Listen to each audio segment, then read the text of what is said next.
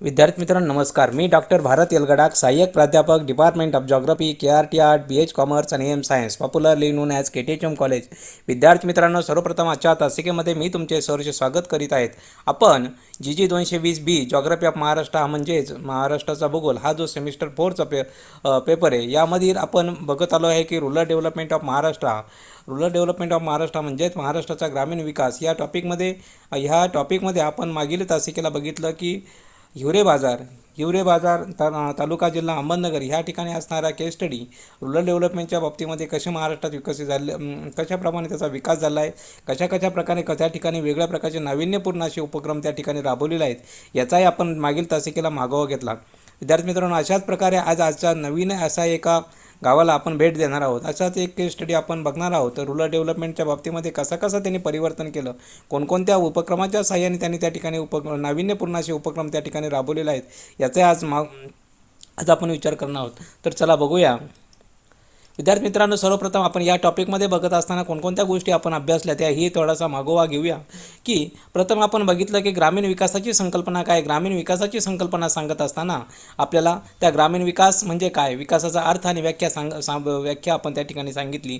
त्याचबरोबर ग्रामीण विकास म्हणजे काय, ग्रामीण विकासाच्या वेगवेगळ्या शास्त्रज्ञांनी केलेल्या व्याख्या त्यांचाही आपण त्या ठिकाणी मागोवा घेतला. त्यानंतर पुढं ग्रामीण विकासाचे मापदंड निर्देशक कोणकोणते आहेत, त्या मापदंडक निर्देशक सांगत असताना महाराष्ट्राचा ग्रामीण विकास झाला आहे किंवा नाही झाला हे आपण ह्या ठिकाणी ह्या मापदंडाच्या साहाय्याने ग्रामीण विकासाचे आपण त्या ठिकाणी अशा प्रकारे आपण ॲनालिसिस किंवा त्या ठिकाणी सांगू शकतो. म्हणजेच हे ग्रामीण विकासाचे मापदंड ठरवत असताना त्याच्यामध्ये आर्थिक मापदंड असतील, त्यामध्ये सामाजिक मापदंड असतील किंवा राजकीय मापदंड असतील, याचाही आपण या ठिकाणी विचार करतो. त्याचबरोबर पुढं गेल्यानंतर आपण ग्रामीण विकासाच्या योजना सांगितल्या. या योजना कोणकोणत्या होत्या, तर महाराष्ट्र केंद्र सरकारच्या ग्रामीण विकासाच्या प्रमुख योजना होत्या. त्याचबरोबर राज्य शासनाच्या ग्रामीण विकासाच्या योजना होत्या. अशा योजना सांगत असतानाच आपण वेगवेगळ्या प्रकारच्या योजना राबवत असताना कोणत्या प्रकारच्या योजना राबवल्यानंतर महाराष्ट्रातील ग्रामीण विकासाचा महाराष्ट्राचा विकास झाला, त्यातलीच काही ग्रामीण भाग ज्याचा विकास झाला आहे त्याचा चिकित्सक अभ्यास यामध्ये करणार आहोत. मागील तासिकेला आपण हिवरे बाजार ह्या गावाविषयी माहिती बघितली. आज आपण बघणार आहोत राळेगण सिद्धी, जिल्हा अहमदनगर, तालुका पारनेर, ज्या ठिकाणी खरोखर त्या ठिकाणी विकास झालेला आहे असं आपण बघणार आहोत.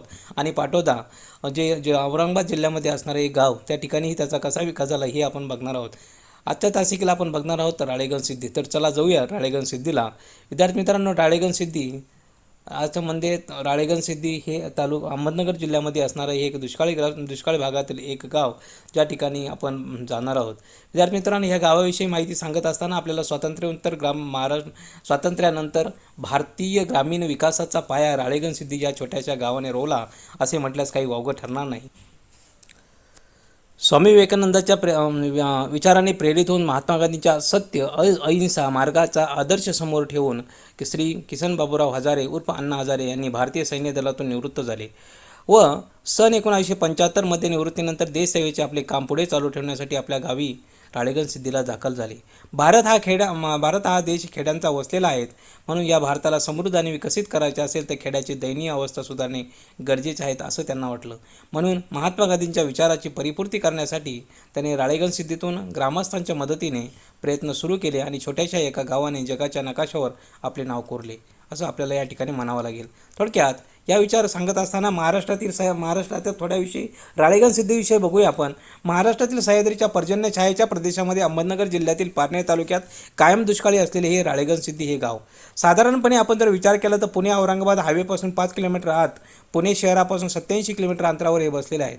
963 हेक्टर क्षेत्र असलेल्या या गाव 4 पाणलोट विभागामधून भूपृष्ठ रचना खडकाळ चढ उताराचे आहेत, जो भाग सकल आहेत. मुरुमयुक्त काळी मृदा असून निचरा होणारी गावात सरासरी वर्षातील 35 दिवस पाऊस पडत असून तो मुख्यतः जुलै ते सप्टेंबर दरम्यानच पडतो. वार्षिक सरासरी पर्जन्य 250 ते 450 मिलीमीटरच्या दरम्यान आहेत. 530 कुटुंबाच्या या गावाची लोकसंख्या 2011च्या जनगणनेनुसार 2365 असून यात पुरुषांची संख्या 1217 तर स्त्रियांची संख्या 1148 आहेत. म्हणजेच 1975 पर्यंत बराचसा भाग हा ओसाड पडलेला होता. आज गावचा आर्थिक, सामाजिक, शैक्षणिक आणि राजकीय दृष्टीने हालाकीच्या स्थितीत होते. आता या राळेगण सिद्धेविषयी सांगत असताना गावात आल्यावर अण्णांनी आपल्या सूक्ष्म दृष्टीने गावाच्या अनेक समस्या हेरल्या आणि त्या दिशेने काम सुरू केले. त्यात महत्त्वाच्या काही समस्या होत्या. त्यामध्ये पाण्यात गावच्या सर्वात महत्त्वाचं गावात पाण्याचं दुर्भिक्ष होतं. सतत दुष्काळ पडायचा, मुर्द्याची धूप होती, भूगर्भ जल पातळी कमालीची खालवली होती, त्यात नापिकीची समस्या निर्माण झाली होती. अशा वेगवेगळ्या प्रकारच्या समस्या सांगत असताना अशा समस्याचं त्यामध्ये पाणी दुर्भिक्ष, त्यानंतर सतत दुष्काळ, मुर्द्याची धूप, भूगर्भ जलपातळी खालवलेली, ह्या अशा नापिकीच्या समस्या या ठिकाणी गावामध्ये निर्माण झाल्या होत्या. त्याचबरोबर कृषी आणि कृषी आधारित दुग्धजन्य पशुपालन व्यवसायाचा ऱ्हास झालेला होता. त्याचबरोबर आर्थिक उत्पन्नाची साधने नसल्यामुळे गावकऱ्यांची आर्थिक स्थिती कमालीची खालवली आणि जवळजवळ दारिद्र्यरेषेखालीच गेलेली होती. आता गावात आलेल्या अण्णांनी सूक्ष्म दृष्टीने आपल्या हेरल्या आणि त्याप्रमाणे काम चालू केले. आता सर्वात महत्त्वाची काय केले, ह्या महत्त्वाच्या समस्या पुढीलप्रमाणे आपल्याला सांगता येतील. गावाचे पाण्याचे दुर्भिक्ष, सतत दुष्काळ, मुर्द्याची धूप, भूगर्भ जल पातळी कमालीची खालवली, त्यामुळे सतत नापिकीची समस्या, कृषी आणि कृषी आधारित दुग्धजन्य आणि पशुपालनाचा व्यवसाय या ठिकाणी ऱ्हास झालेला होता. त्याचबरोबर आर्थिक उत्पन्नाची साधने नसल्यामुळे गावकऱ्यांची आर्थिक स्थिती कमालीची खाली होती, जवळजवळ गावं दारिद्र्याची खाली होती. व्यसनाधीनता आणि त्यातून निर्माण होणारे कौटुंबिक आणि सामाजिक प्रश्न, रोजगाराची समस्या, त्याचबरोबर गावाबाहेर पडले जाणारे स्थलांतर, गरीब कुटुंबामध्ये उत्पन्न कमी आणि खाणाऱ्यांची संख्या जास्त होती, ह्याही समस्या होत्या. गावकऱ्यांमध्ये समन्वयाचा अभाव होता. शेती आणि इतर व्यवसायामध्ये वित्त पुरवठ्याचा प्रश्न होता. गावातील गरीब, अल्पभूधारक व मागास प्रवर्गातील कुटुंबियांच्या उदरनिर्वाहाची गंभीर समस्या होती. इंधन, आरोग्य असेल, जनावरांच्या चारा समस्या, अशा वेगवेगळ्या प्रकारच्या समस्या ह्या गावामध्ये भेडसावत होत्या. अशा अन्य समस्यांना गावकऱ्यांनी सामोरे जात असताना यावर उपाय म्हणून गावकऱ्यांच्या साह्याने पुढील योजना यशस्वीपणे राबवल्या. श्रमदानातून मृदा आणि जलसंधारणाची कामं त्यांनी केली.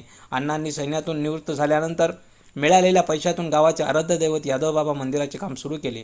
आपली नैतिक जबाबदारी म्हणून गावातील तरुण अनेक गावकरी अण्णांच्या ह्या कार्यात सहभागी झाले आणि यातून गावकऱ्यांचे संघटन वाढले आणि श्रमदानाचे महत्त्व वाढले.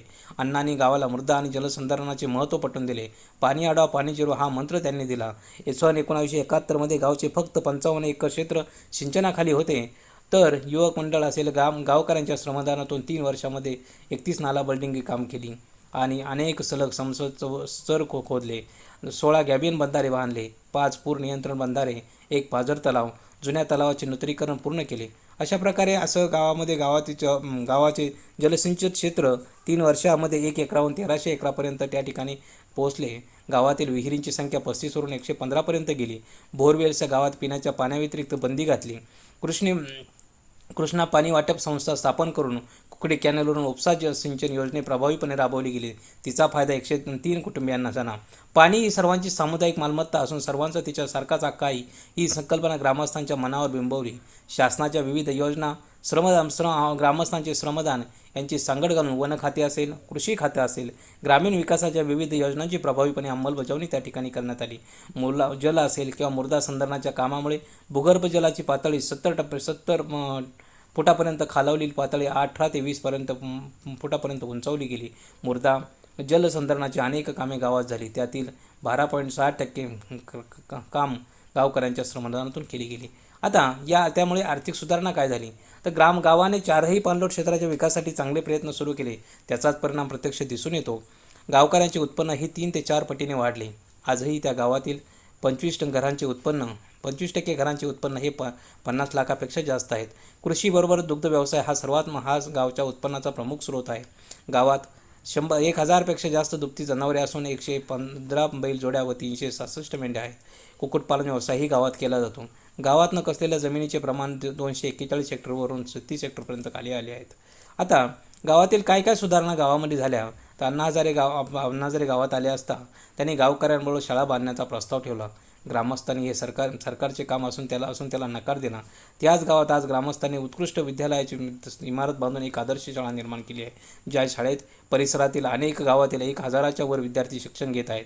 प्राथमिक स्तरापासून तर 11वी 12वीपर्यंतचे शिक्षण आता गावातच घेत आहेत. ग्रामीण स्वच्छतेच्या दृष्टीने गावाचे विशेष प्रयत्न या ठिकाणी केले आहेत. गाव 100% हागणदारी मुक्त आहेत. गावात प्राथमिक केंद्र असून 2 खाजगी दवाखानेही त्या ठिकाणी आहेत. गावात बँक ऑफ महाराष्ट्र, बिगर शेती सहकारी पतसंस्था, सोसायटींच्या मार्फत शेतकऱ्यांना वित्त पुरवठा केला जातो. सामुदायिक विवाह सोहळा आयोजित करून गावकऱ्यांचे होणारे आर्थिक नुकसानही कमी केले जाते. सामाजिक एकतेतून गावाने दलितांच्या भूमिका असल्या त्यातून त्यांना उत्पन्न मिळाले, सावकारांच्या ताब्यातील जमिनी मूळ मालकाला परत केल्या. अशा वेगवेगळ्या प्रकारच्या सामाजिक सुधारणाही त्या ठिकाणी करण्यात आल्या आहेत. यात गावांची सुधारणा करत असताना महिलांसाठी स्वसहाय्यता बचत गटाची स्थापना करून महिलांना आर्थिक क्रियेतून सहभाग करून घेतला. सध्या गावामध्ये 20 स्वयंसहाय्यता महिला बचत गट असून गावातील 90% महिलांचा त्यात सहभाग आहेत. गावात गोबर गॅस, निर्जूळ चूल अशा महिला आरोग्यविषयक योजना राबवल्या वर महिलांचा सामाजिक स्तर उंचावण्यासाठी प्रयत्न केले. शेतकऱ्यांना सेंद्रिय शेतीसाठी प्रवृत्त केले. ग्रामसभेत गावातील सर्व कामांचे नियोजन केले. त्यातून लोकशाही बळकट झाली. ग्रामस्थांमध्ये सामंजस्य वाढीस लागले. निर्णय प्रक्रियेत सर्वांना सामावून घेतल्यामुळे विश्वास संपादन झाला आणि गावातील सामाजिक सुधारणा सांगत असताना याचा परिणाम म्हणून राळेगण सिद्धी हे ग्रामविकासाचे मॉडेल तयार झाले. देशातील अनेक गावांना त्यातून दिशा मिळाली. गावांना व अण्णांना अनेक पुरस्कार मिळाले. त्यामध्ये आदर्श ग्राम पुरस्कार असेल, वनग्राम पुरस्कार असेल, हागणदारी मुक्त गाव पुरस्कार असेल, संत गाडगेबाबा स्वच्छता ग्राम पुरस्काराले पद्मश्री, पद्मभूषण, इंदिरा प्रियदर्शनी, वृक्षमित्र पुरस्कार, कृषीभूषण पुरस्कार, गांधीग्राम युनिव्हर्सिटीमार्फत मानस डॉक्टरेट पुरस्कार, तसेच अलीकडे वनराई फाउंडेशनतर्फे मोहन दारिया राष्ट्रनिर्माण पुरस्कार अशा वेगवेगळ्या प्रकारच्या पुरस्कारातून गावाला तसेच अण्णांना या ठिकाणी वेगळे पुरस्कार त्या ठिकाणी मिळालेले आहेत.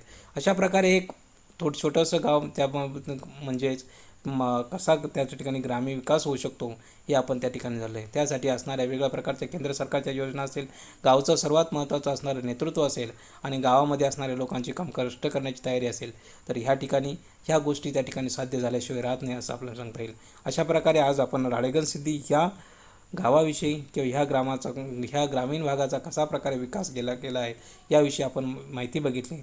तर विद्यार्थी मित्रांनो, आजच्या तासिकेमध्ये कुणाच्या काही मनात शंका प्रश्न निर्माण झाले असेल तर आपण या ठिकाणी माझा मेल ID दिला, यावरती आपण मेल करू शकता. विद्यार्थी मित्रांनो, पुढील तासिकेला आपण नवीन एक गावाविषयी माहिती बघणार आहोत. तोपर्यंत चला भेटूया. Okay, good day, bye bye.